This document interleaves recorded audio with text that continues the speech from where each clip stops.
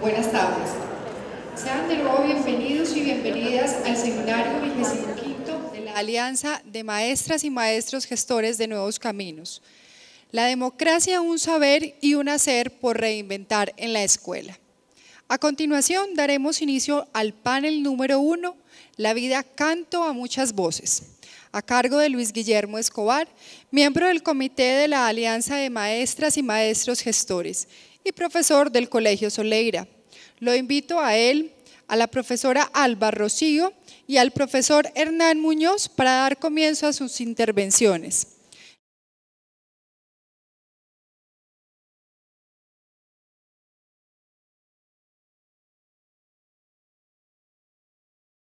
Vamos a continuar pues en la segunda jornada, primera jornada de la tarde de este seminario, La democracia, un saber y un hacer por reinventar en la escuela. Creemos de que ya la mañana nos han dado elementos para pensar y reflexionar sobre nuestras palabras y nuestras prácticas escolares y educativas. Tuvimos un ligero retraso acompañado de chubasco, lo entendemos como la magnificencia del trópico y esperamos pues que en esta tarde continuar con el espíritu y el feeling que sentíamos en el auditorio. Vamos entonces a trabajar en este primer panel. Vamos a conversar unos minutos y luego en la última sesión de la tarde, donde vamos a tener otro par de experiencias educativas, habrá entonces ya un espacio para conversar sobre las prácticas con las que finalizamos la mañana y las nuevas pues, que incorporamos en esta jornada. No está de más decir, y ustedes lo saben, también que esperamos, como dicen los argentinos, hilvanar, tejer, los argentinos, las argentinas, ha estado muy argentino este seminario, de que está bien y es pertinente en los momentos de conversación que se diga lo que se tenga que decir, preguntar, independientemente pues del momento en que se haya formulado o creado la solicitud. Para mí pues es un gusto presentar a Alba Lucía Rojas, coordinadora de las prácticas pedagógicas de la licenciatura en Pedagogía de la Madre Tierra de la Universidad de Antioquia.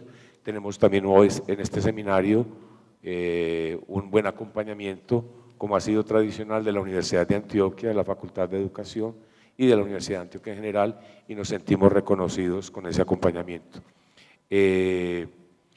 Alba, a quien agradecemos su presencia, va a hablar en estos 20 minuticos que debo moderar yo en alrededor de interculturalidad y democracia, una relación posible en la escuela. Muchas gracias.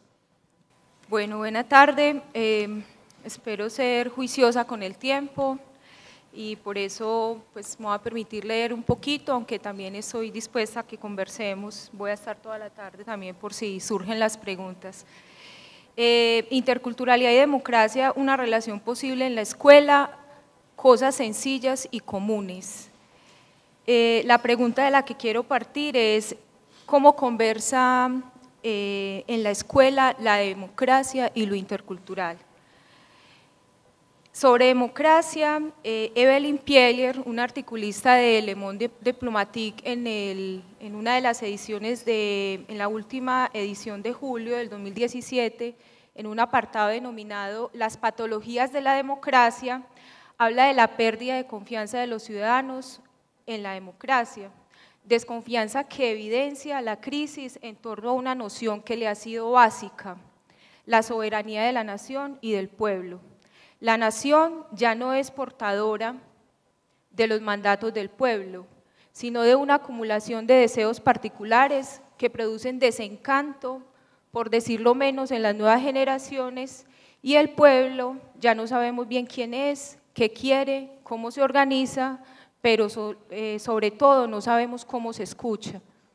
Es difícil tener confianza en un gobierno de país que nombra su modelo como democrático, más si recordamos que el capital siempre ha estado por encima de la democracia, que es lo que vemos cuando la voz del pueblo, organizada en colectivos sociales, claman porque no se firme algún tratado de libre comercio y el gobierno de turno hace caso omiso de él. O a menor escala, cuando en una escuela pública de la ciudad se quiere implementar un proyecto de cultura saludable escolar y no se obtiene el permiso porque se tienen unos proveedores preestablecidos con quienes ya se tiene contrato.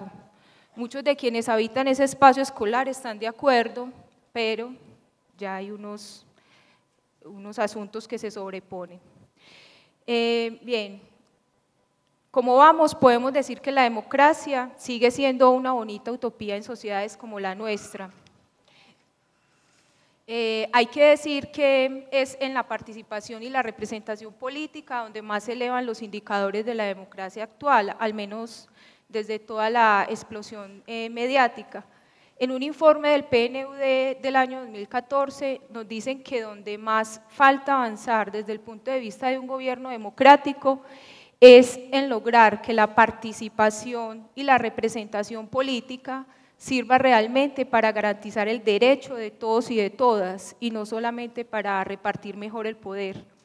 Cuando hablo de garantizar derechos estoy hablando de cosas realmente sencillas, pero también fundamentales que me parecen que suelen ser olvidadas muchas veces en el discurso político supuestamente democrático. Cosas tan simples como que ningún niño o niña muera por causas prevenibles o por falta de atención médica, que los niños vayan a la escuela y que completen una educación básica con pertinencia, que todos y todas desde su niñez aprendan a valorar su propia cultura a la vez que puedan celebrar la diversidad.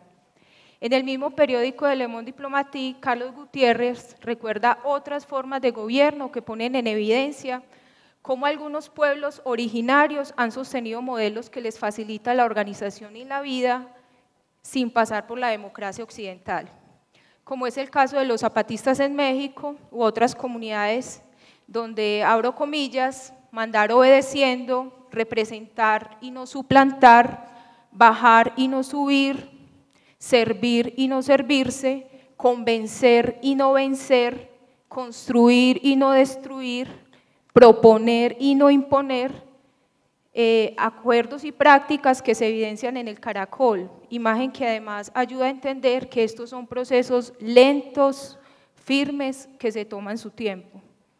Doy entrada a esta versión de gobierno de un pueblo originario porque quiero poner el foco de nuevo en lo que sucede en lo local, como escenario palpable y único de la experiencia concreta de nosotros como humanos.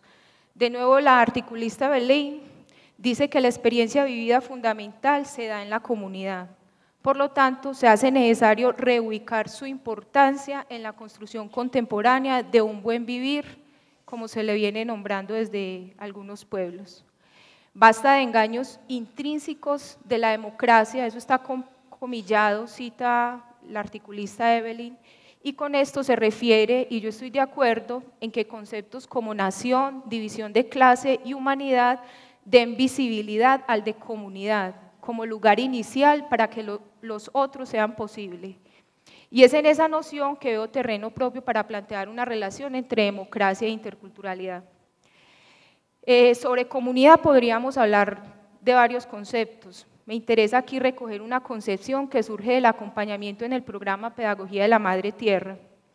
La comunidad como un sistema de relaciones afectivas, de poder y de sueños que se dan en un territorio a través de unos sujetos.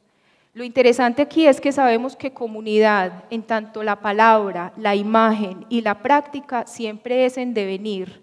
Una comunidad no es y ya, una comunidad siempre va siendo, se construye y es en esa posibilidad transformativa, de algún modo ideal, la que mantiene la pulsación hacia el propósito común, lo común de la comunidad. Esta imagen que termina configurándose también a escala familiar y escolar es desde mi perspectiva el escenario concreto de articulación de la utopía y de lo posible. Desde un lugar semántico muy cercano está lo intercultural. Asunto que tengo la sensación que le sucede lo mismo que a la democracia, y es que es más lo que se habla que lo que se vive. De lo intercultural me gusta la concepción que traigo del grupo Diverser, alimentado por otros autores latinoamericanos, donde planteamos la interculturalidad como un proyecto cultural, ético, político y pedagógico. La concepción de proyecto y no de concepto, desde una mirada solo teórica, nos permite entender lo intercultural como posibilidad, como apertura, como devenir y de producción creativa en el espacio inter de la diversidad. Un gráfico que me gusta mucho porque se incluye la Tierra como un organismo vivo.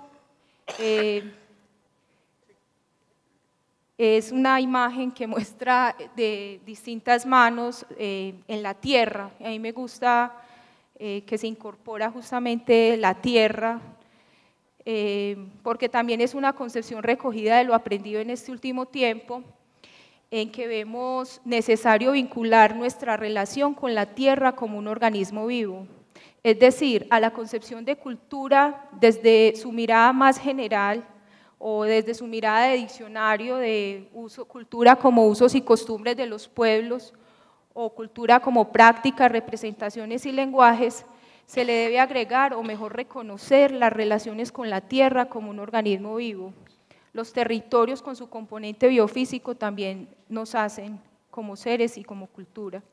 Lo intercultural entonces como proyecto de reconocimiento de la diversidad es entonces entender lo intercultural como posibilidad de dar sentido a ese between, a ese inter, a ese espacio que se crea en esa relación entre la diversidad, sentidos que deben en todo caso recoger y promover lo digno de la experiencia compartida, en este caso en lo local. La interculturalidad debe de llenarse de prácticas sencillas y comunes, como el respeto mutuo, el saludarnos. Imaginen este paisaje, la diversidad de prácticas y lenguajes expresada en maestros y maestras, jóvenes, niños y niñas con orígenes culturales, con afinidades y preguntas sobre lo sexual, lo religioso, lo político, lo masculino, lo femenino, con los territorios como organismo vivo donde cohabitamos y con la cultura de la institucionalidad escolar como un otro que entra en esa construcción. Podemos decir que es posible y más que posible es necesario la reivindicación de la escuela como una comunidad intercultural donde la democracia y otras formas de organización del gobierno tengan lugar desde prácticas sencillas y comunes. Con respecto a lo anterior, recordando el pensamiento del maestro Luis Villoro, su construcción no resultaría de la imposición en ningún caso de ningún grupo o de ninguna nacionalidad, o de ninguna etnia, o de ninguna creencia, o de ninguna ideología, sino de la cooperación de todos en un propósito común. Sería un mundo donde caben muchos mundos. Y yo diría, conversar una posible democracia escolar intercultural a modo de un caracol es una cosa sencilla y común. Muchas gracias.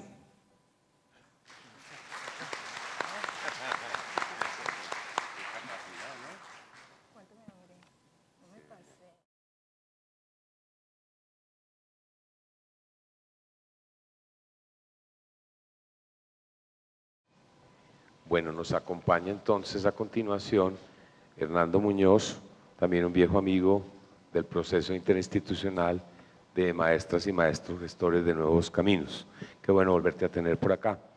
Hernando es ahora decano de la Facultad de Ciencias Sociales y Humanas de la Universidad de Antioquia, es licenciado en Administración y Supervisión Educativa de la Universidad de La Sabana en Bogotá y trabajador social de la Universidad Pontificia Bolivariana, magíster en Cooperación y Desarrollo y doctor en Perspectiva de Género en las Ciencias Sociales. Hernando nos va a hablar de niños, varones, conscientes, hombres resignificados. Hernando, muchas gracias. Muy buenas tardes, muchísimas gracias. Aquí se oye horrible, yo les tengo que decir que tengo un problema en este oído y está súper tapado, entonces no oigo por un lado y quizás voy a hablar más duro a veces o más bajito, es mi discapacidad hoy. Entonces, que me disculpen por eso. Estoy muy feliz de estar aquí, gracias por estar aquí un viernes en la tarde. Como lo decías, ya hago parte de este espacio tan maravilloso y como ustedes vieron, una de mis profesiones es profesor, es licenciado, es maestro y es algo que me alegra y me ha llevado toda la vida como una posibilidad de cambiar y transformar este mundo, y es a través de la educación y a través del ejercicio de la docencia cómo podemos cambiar y transformar este mundo. Yo quiero hablarles hoy de partir de varias cosas. Cuando me pidieron era pensar desde la democracia y pensar quizás el tema de la democracia desde la escuela.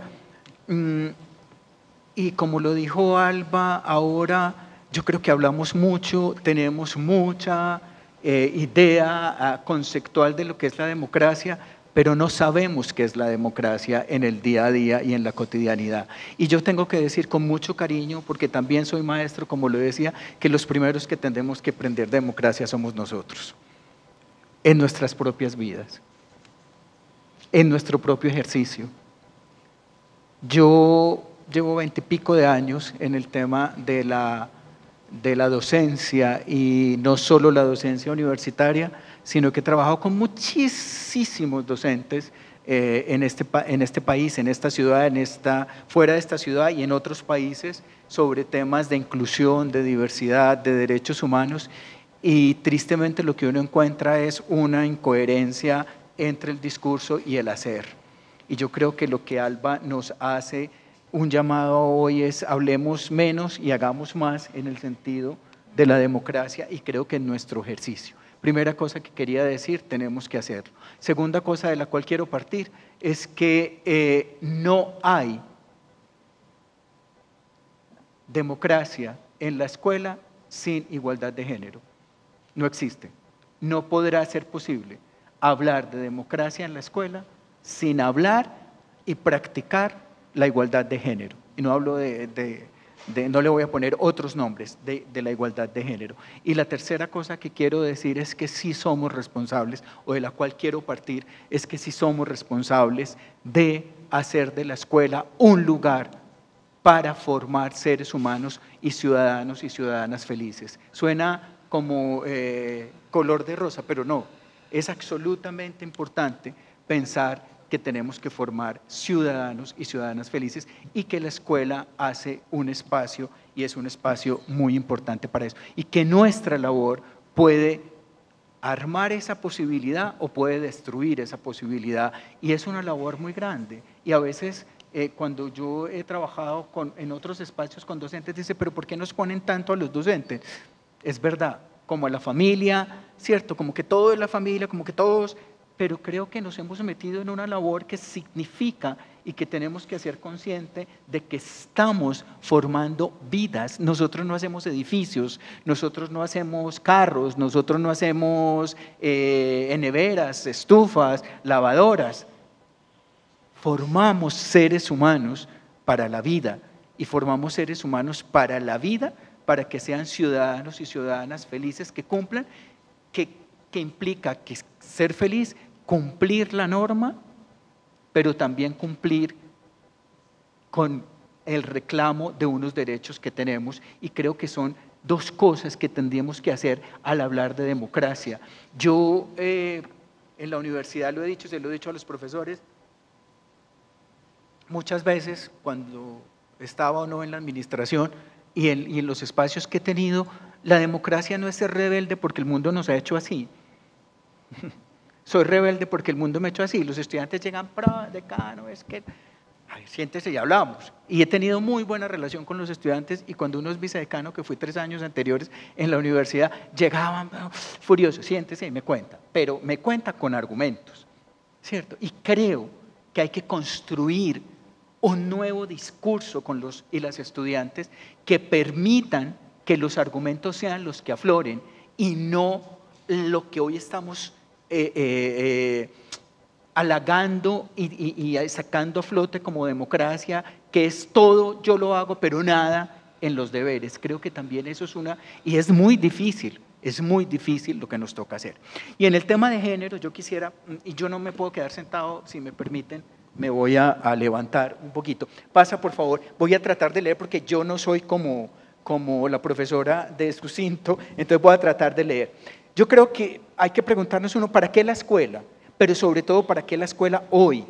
No la escuela que pasó de los años 50, de los 40, ¿para qué la escuela hoy? Yo creo, como ya lo dije, que la escuela es para formar seres humanos para la vida, hombres o mujeres, blancos o negros, heterosexuales o homosexuales, bisexuales, transgeneristas, quienes sean, seres humanos para la vida, para lo cual hay que proveer de herramientas, y permítanme usar ese término tan técnico, herramientas para ese logro. ¿Para qué? Para una vida feliz. ¿Y de dónde se adquieren esas herramientas? En la escuela, en la familia, en la relación con los pares, en la relación que hacemos con la sociedad, para ser uno de los ámbitos de promoción y garantía de la igualdad. Y yo creo que aquí hemos fallado tanto como estructura, pero digamos no tanto nosotros en nuestra labor, pero la institucionalidad de la escuela como institución en el tema de la garantía de la igualdad.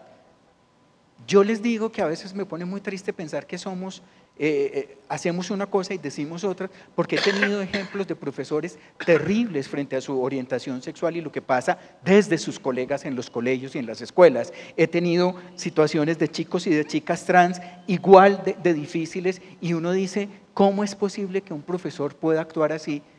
Yo no sé si ustedes vieron ayer, que ojalá eso pasara, pero creo que los profesores deberíamos tener el primer lugar de todos los lugares en un país. Ayer salió una noticia de Alemania y la primera ministra le decían pues que cómo era que los profesores ganaban más que los médicos, que los policías, que yo no sé qué, y ella dijo, porque ellos son los que les enseñan a ustedes. ¿Cómo voy a poner por encima, por debajo a quienes los han formado y les han enseñado a ustedes? Yo creo que falta que este país entienda y la institucionalidad entienda el papel que tenemos para formar seres humanos para una vida y una ciudadanía diferente. Otro elemento por aquí es la escuela, es para el crecimiento personal y el desarrollo del sentido colectivo. En estos días conquisté a Osvaldo Gómez, que seguramente ustedes lo conocen de Confiar, para que me acompañara a Dabeiba al campo de la zona veredal donde está la guerrilla. Yo llevo allá yendo desde el año pasado, como en octubre, antes de que ellos llegaran, luego fui, me entrevisté con una gente y demás, y me atreví porque tenía, y ya creo que algunos me han escuchado esto, porque tenía angustia de lo que estaba pasando. Yo creo que a muchos de los que estamos aquí sentados, él no nos pateó del tema del proceso de paz, nos dio muy duro y nos llevó a otras cosas. Y yo me fui allá porque alguien me reta y me dice, usted dijo que llegando a la decanatura esta facultad saldría de las aulas, y así lo dije, y es parte integral de mi programa para la Facultad de Ciencias Sociales Humanas en estos 3 años o por el tiempo que vaya a estar ahí. La universidad, la escuela, y permítanme llamarlo así en general, tiene que salir a la calle. Todo eso que aprendemos en las aulas se tiene que ver reflejado en una sociedad diferente y en una sociedad que empiece a reconocerse desde la ciudadanía. No tengamos miedo al tema político. Nosotros, ustedes y yo somos políticos, y óigase bien, no estoy hablando de política electoral, estoy hablando de sujetos políticos y éticos que transforman y que trabajan para que la sociedad se transforme. Y en ese sentido creo que, hablando del colectivo, entonces me voy con Osvaldo y nos fuimos en el carro, él era nuestro conductor elegido, y íbamos a presentar un video que, a propósito, una cuña, el próximo martes 22 de agosto a las 6:30 de la tarde en el Camilo Torres, si pueden y no lo han visto, se llama Dabeiba Camino a la Paz, un documental que hice junto con un periodista que se llama John Elber Rodríguez, que es un documental como si uno estuviera aprendiendo a hacer algo de cámara y esas cosas, que no tiene la técnica, que no tiene… Yo no tenía el apoyo de RCN que tuvo Natalia Orozco, yo le digo, y ella se moría de la risa, le decía, sí, pero es que es muy diferente, técnicamente no está, pero lo reto a que lo vean, y después del martes va a estar en todas las redes sociales,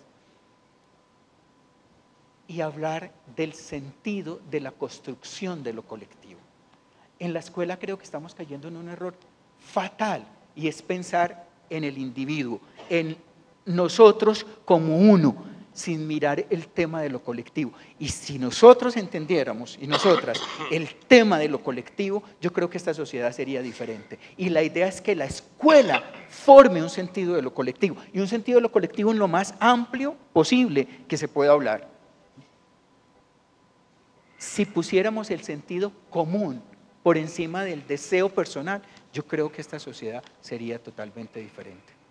Y ustedes lo saben, eso no es nada nuevo, yo no estoy descubriendo el agua tibia. Lo otro para lo que está la escuela es para ir en contra del statu quo, es decir, para hablar otro lenguaje del que nos quieren imponer. Y no digo en contra de la norma, sino para rehacer y resignificar la norma, y rehacer y resignificar los deberes que tenemos, tanto en la escuela como fuera de ella, lo que permite la inclusión. Un lenguaje colectivo con un lenguaje diferente en contra de lo que el statu quo nos enseña y nos dice que tiene que ser, y por aquí nos tenemos que ir como salchichitas, tiene y permite un lenguaje de inclusión y de respeto.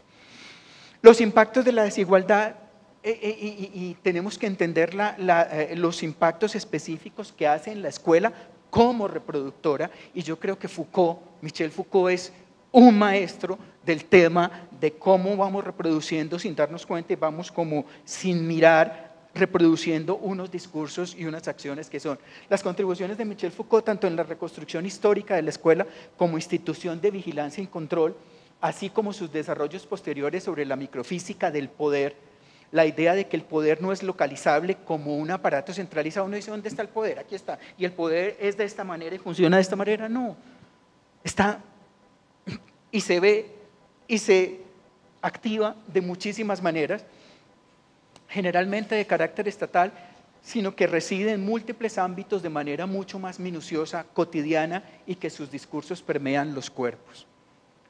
Y ahí empezamos a hablar y a mirar todo el tema del género.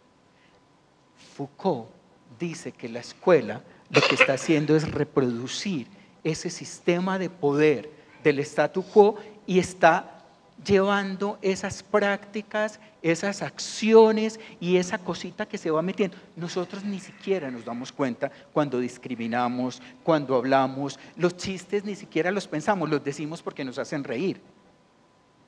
Y chévere, reírse es una maravilla. Pero hay que pensar hasta por qué nos reímos, porque si no caemos en el asunto que va permeando todo un tema de exclusión y nos vamos metiendo en el tema de seguir la línea y estar derechos por este lugar y poder ir pasando. Foucault habla de la escuela como reproductora de ese poder que no se localiza, sino que se puede ver en muchos lados, y cuando se ve, yo creo que ya es demasiado tarde. Pero hay otro lado, y es el que Henry Giroux hace para quienes la escuela son los sitios sociales caracterizados por currículos abiertos y ocultos, y ustedes saben que el currículo, 10 minutos, ay, Jesús de Nazaret, yo necesito más. Ella me regala 3 minutos de los 10 de ella. Tranquilas, cuando sean me paran y yo corto.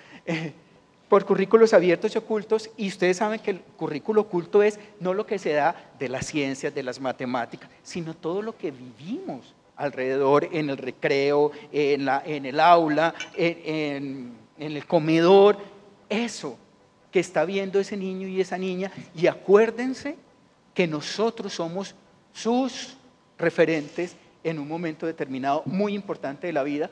Culturas subordinadas y dominantes e ideologías de clase en competencia. Por supuesto, conflicto y resistencia tienen lugar dentro de relaciones de poder asimétricas que favorecen a las clases dominantes, pero el punto esencial es que hay complejos y creativos campos de resistencia a través de los cuales las prácticas mediadas de clase y sexo frecuentemente niegan, rechazan y expulsan los mensajes centrales de la escuela.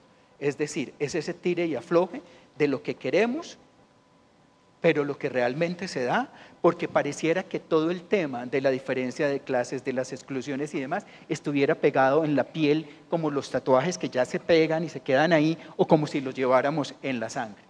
¿Qué es la democracia en la escuela? Yo diría, y estaba pensando, esto no es ninguna definición, sino que pensando en este seminario, yo creo que es un nuevo escenario que tiene que ser siempre un nuevo escenario en el sentido de que se rehace, se reconfigura, en el que la organización institucional, los currículos, el conjunto de iteraciones cotidianas que son, pero o deben, que son o deben, sustentar una socialización diferenciada, que no por sutil deja de tener un impacto significativo en la conformación de la subjetividad y en los desempeños académicos y sociales posteriores. Nosotros, todo lo que hagamos en la escuela, lo que la escuela representa, lo que la institución representa, y esto tiene que ver con toda la institucionalidad, desde el ministerio y desde los otros órganos que trabajan con la escuela y que apoyan a la escuela, tienen que ver no solo la escuela como tal, se aprenderá cómo enfrentar o no las diferencias de sexo, de etnia, de orientación sexual, de identidad de género.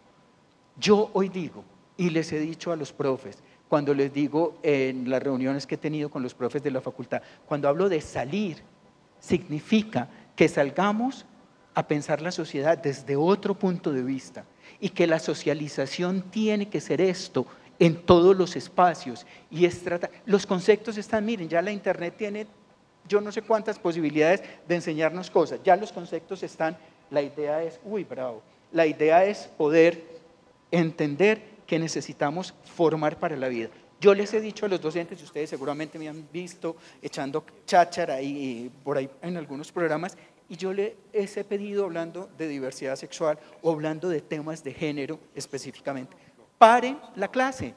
En el momento en que usted vea en su clase de matemática, de psicología, de comunidad, de lo que sea, de ciencias naturales, un tema de exclusión, pare la clase, profe, párela. Y devuélvase a eso que está pasando ahí. Les juro que haremos mucho más por este país, que transformaremos más vidas, que los hijos de esos niños en el futuro, si es que los tienen, van a ser otros seres y que esos seres van a ser seres transformados. Tenemos que ser políticos, y eso es ser político. Pare la clase, y si el coordinador le dice que es que no dio el contenido, cuéntele qué va a pasar con la vida de esos señores, y de esas niñas y de esos niños. Es que ahí es donde debemos hacer una transformación que realmente se pueda dar. La escuela, en una cultura patriarcal machista, heteronormativa y androcéntrica, ¿qué es lo que tiene? La cimentación de las identidades de género, es decir, la forma como aprendemos a ser hombres o mujeres en un contexto sociocultural en el marco de una cultura patriarcal, machista, heteronormativa, androcéntrica, que inculca valores, imágenes y patrones de comportamiento asociados a una institucionalidad instaurada en ella, es decir, en la escuela se refleja todo. Ciudad universitaria, la ciudad universitaria. La de Antioquia es la ciudad universitaria, que la amo, yo respiro Universidad de Antioquia, pero uno dice miércoles. También ahí hay cosas muy maluquitas. Por eso es ciudad. Y en la escuela vamos a ver todo esto puesto ahí de otras maneras, pero ahí vivimos todo lo que se instaura, con una dificultad enorme en los varones para pensarse del desgénero y una resistencia absoluta. Y les cuento una cosa, nosotros somos los más resistentes a pensar el género en la escuela. Y no digo ustedes, nosotros en general, los maestros y las maestras en general. Es muy duro, porque es que no es fácil, porque es que no nos han dado unas herramientas, porque es que no nos han dado, y en eso tienen mucha responsabilidad las facultades nuestras, educación, ciencias sociales, quienes formamos maestros, no hemos ganado en el currículo de la formación de maestros la posibilidad de hablar mucho más amplio de estos temas. Yo recuerdo cuando estuvo, y seguramente algunos de los que están aquí, cuando estuvo de moda el tema de la educación sexual, y todos los maestros hacían el posgrado de educación, la especialización en educación sexual, y uno iba ahí y escuchaba lo mismo, el aparato reproductor, la no sé qué, pero la vida no cambiaba, es decir, no les enseñábamos a tener mejor sexo. Ojo, no estoy diciendo que era para eso, pero es que la sexualidad es más allá que tener mejor sexo, es tener seres humanos que entiendan yo juro, y les digo una cosa, y perdonen que yo hable con tanta pasión, que si tuviéramos claro el tema de la sexualidad, no desde la reproducción. Si lo tuviéramos claro, no tendríamos tantas niñas embarazadas. Lo juro, porque hablaríamos de eso, pero nos dicen, de eso no se habla. Pero es que sí tenemos que hablar de eso. Pero sí tenemos que hablar de género, pero sí tenemos que hablar que existen diferencias entre hombres y mujeres, pero que no por ser diferentes los hombres somos mejores. Sí, tenemos que hablar de eso. Pero no solo hablar, sino que los docentes también vean, los estudiantes, perdón, los chicos y las chicas también vean una posibilidad de diferencia y de cosas. Tengo que correr. Hay que tener en cuenta que aunque existen distintas formas para llegar a ser hombre, un hombre cualquiera, algunos son más valoradas que otras y que las experiencias sociales de los hombres constituyen una fuerte presión para obligarlos a conformarse a las ideas dominantes sobre lo que es ser un varón. Y nosotros caemos. En la escuela, si un niño hace yo no sé qué, uno dice, cuidado, pues así no se sientan los niños, así lo hagamos en esta voz, así no se sientan, estoy formando una idea que los niños tienen que sentarte más abiertos, las niñas no hablan así, las niñas, ahí estamos poniendo toda una serie de dispositivos culturales para decir, ojo que usted tiene que actuar como un varón, y ojo nena que tú tienes que ser una nena.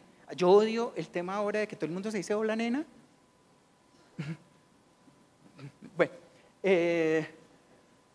para obligarlos a conformarse, esto es lo que Connell, que ha sido una escritora muy importante sobre el tema de masculinidades, llama la masculinidad hegemónica. Yo no voy, porque no tengo tiempo, pero quería leerles unos ejemplos de mi libro que va a salir, que no ha salido, la primera vez que lo ven en público, se llama Hacerse hombres, la construcción de masculinidades desde las subjetividades, va a salir, salió la semana pasada, está caliente, y yo estoy muy emocionado porque haya salido, porque está chévere para leer y porque vale la pena leerlo.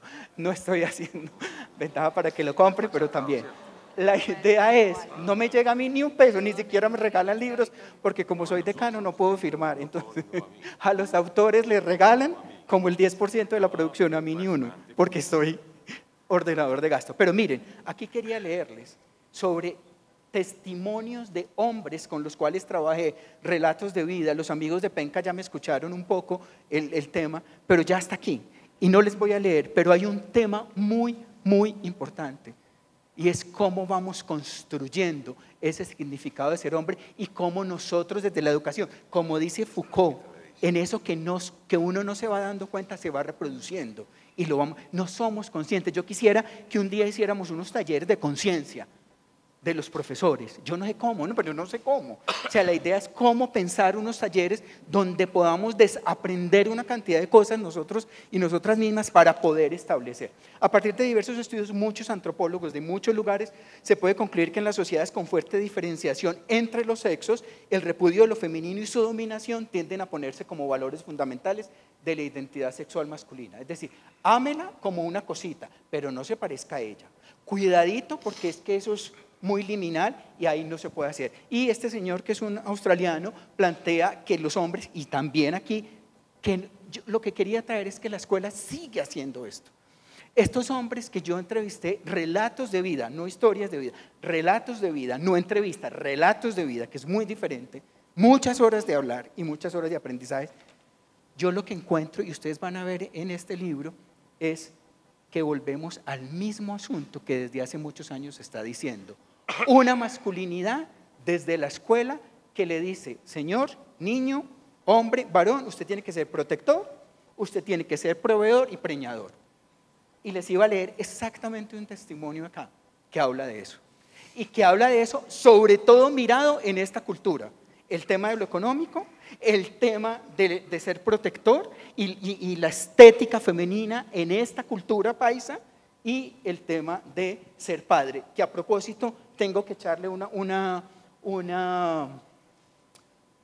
flor a las paternidades nuevas, interesantes, porque creo que eso sí ha cambiado. Dale, vamos a pasarnos ahí. Dale.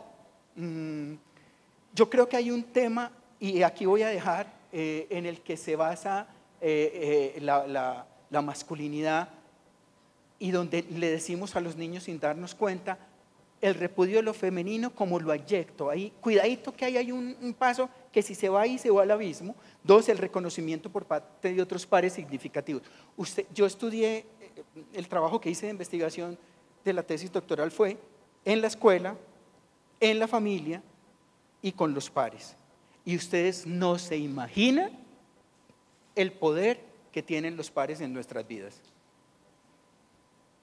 Es impresionante.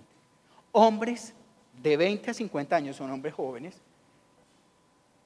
que decían: yo soy abierto, yo quiero, yo veo a mi mujer o a mi compañera o a mi hermana o a mi mamá, pero delante de los pares su vida. ¿Por qué? Porque tienen miedo que lo relacionen con lo femenino. Este se deja poner cachos, la mujer se la monta. Ahí hay una cosa muy interesante de ver cómo la presión social ejerce ese poder tan impresionante que hace que todo lo recibido se vaya a un lado. El ejercicio del poder sobre la categoría femenina, condición para ser reconocido por los otros hombres. Esto lo dice la escritora Norma Fuller también. Y la feminización en este contexto que se piensa que ocurre. 1, debido a una excesiva prolongación del vínculo madre-hijo. Cuidado, usted está con su mamá todavía, hombre de 40 años, no sé qué, cacorro, no sé qué. O sea, todos esos dichos y todas esas creencias y todos esos imaginarios que todavía tenemos, cuando un varón es incapaz de imponer su autoridad sobre la esposa o sobre la novia, cuando un rival le pone los cuernos, como en el último y más aberrante límite al ocupar la posición pasiva en una relación homosexual, y otras características como en el código de honor masculino juega un papel muy importante y primordial el control de la sexualidad de las mujeres, de la madre, de la esposa, de la hija. Virginia Gutiérrez de Pineda, seguro, yo no sé los que estudiaron algo de antropología, ustedes recuerdan a la maestra Virginia Gutiérrez de Pineda que hizo las caracterizaciones culturales. Esto es muy de las culturas colombianas en diferentes momentos. Este primero es muy de la cultura santanderiana, del cuadro de los santanderianos. 2, evidencia una división en cuanto a los valores morales. Para el hombre la moralidad está definida en términos de fortaleza, tener coraje, predominar, tener cojones, y eso es muy importante. Y para la mujer el cambio principal, el valor principal es la castidad, la vergüenza sexual, que aunque no crean sigue siendo igual. Y eso fue lo que me comprobó esta investigación de hace 5 años. Sigue siendo igual. Y lo que yo encuentro es básicamente que estamos ahí metidos en un asunto. El hombre debe dominar el espacio público, debe tener un trabajo o en todo caso ingresos que le permitan. Yo pensé que eso había cambiado porque hay mujeres que ganan más que nosotros, mujeres que están saliendo. No, eso no ha cambiado. Sigue siendo el tema económico muy duro. No hay nada más difícil que un hombre que no pueda proveer. Y es, de hecho, de ahora, lo venían diciendo otros en otras investigaciones, tener una familia, mujer e hijos, es decir, la heterosexualidad, no ser homosexual y no parecer una mujer. Dale, y yo voy a terminar ahí, dale. Hay un dispositivo pedagógico de género que se define como cualquier procedimiento social a través del cual un individuo aprende o transforma los componentes de género de su subjetividad. Por ello, dichos dispositivos corresponden a muy variados escenarios, dinámicas y acciones sociales, prácticamente involucran el conjunto de la vida cotidiana, pero se hacen enfáticos en instituciones que, como la escuela, tienen como propósito explícito la promoción de los valores personales y sociales al lado de la transmisión de contenidos. Yo creo que es transmitir contenidos, pero también pensar cómo es que estamos haciendo el trabajo de la transmisión de valores personales y colectivos para la vida de estos chicos y de estas chicas. Yo voy a pasar esto y la idea es cómo estamos construyendo una imaginería colectiva que nos lleve a pensar en el tema de la igualdad entre hombres y mujeres en la escuela y que nos permita, pensar en otra cosa. ¿Cómo lo hará? ¿Cómo va a hacer usted? Porque ya lo que acabo de presentar es lo que estaba en la escuela según Foucault, pero Girós nos dice otra cosa, y es que existen otros tipos de currículum, que los maestros y las maestras tenemos otra posición y que podemos hacer otras cosas. ¿Cómo lo hará? ¿Qué va a hacer usted para transformar ese micropoder, esos poderes que se dan en el género masculino, en la escuela, a un asunto de igualdad? Hoy el trabajo es también con los hombres. Si la democracia es igualdad y la escuela uno de los espacios más importantes de socialización, también hay que enseñarle a los varones, a los niños que ustedes tienen, los jóvenes, que no nacen sino que se hacen. Los hombres también nos hacemos. Ese cuento de que son las mujeres las que se hacen y las que nosotros nacemos y que por naturaleza somos y no podemos cambiar, no. Como dijo Beauvoir, las mujeres no nacen, se hacen. Yo comprobé y sigo comprobando, y era mi tesis para trabajar esto, que los hombres también nos hacemos. Y si nos hacemos, también podemos desaprender. Muchísimas gracias y vamos a ver un videito chiquito. Vamos a ver un video.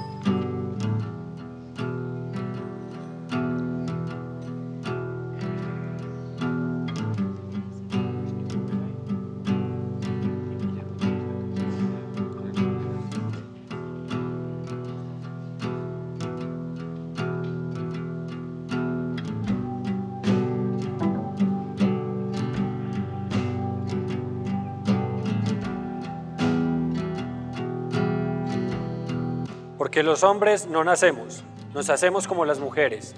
A ser hombre se aprende.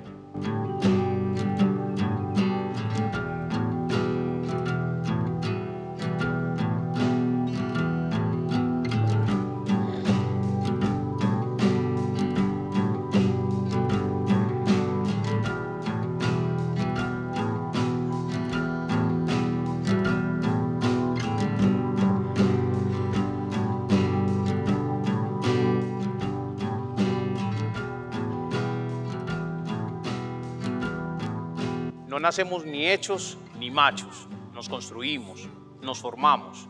El hombre también se hace, aprende, obedece mandatos de la cultura. Soy hombre, respeto el cuerpo de las mujeres y sus decisiones. Soy hombre, no soy superior a las mujeres ni a otros hombres. Soy hombre y también me gusta el rosado.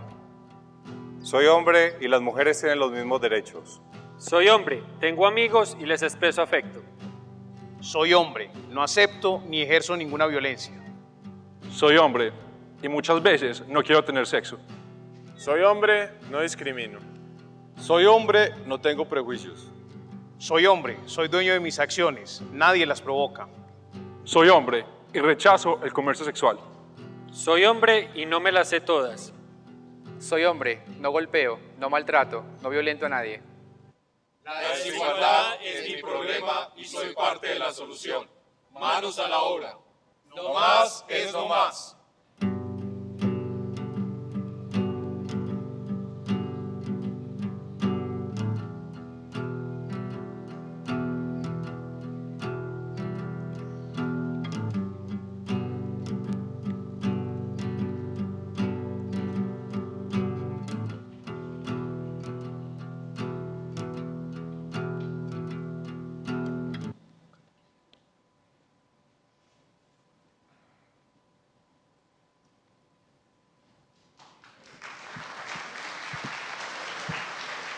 Ya no puedo decir feliz año, sino un fin de año maravilloso. Bueno, muchas gracias, Hernando. Entonces, tenemos unos minutos para conversar alrededor de las reflexiones de Alba y Hernando, quien nos ayuda empezando a conversar. Veo como que hay diferencia en decir viva la diferencia a decir viva la desigualdad. Muchas gracias, Hernando, muchas gracias, Alba.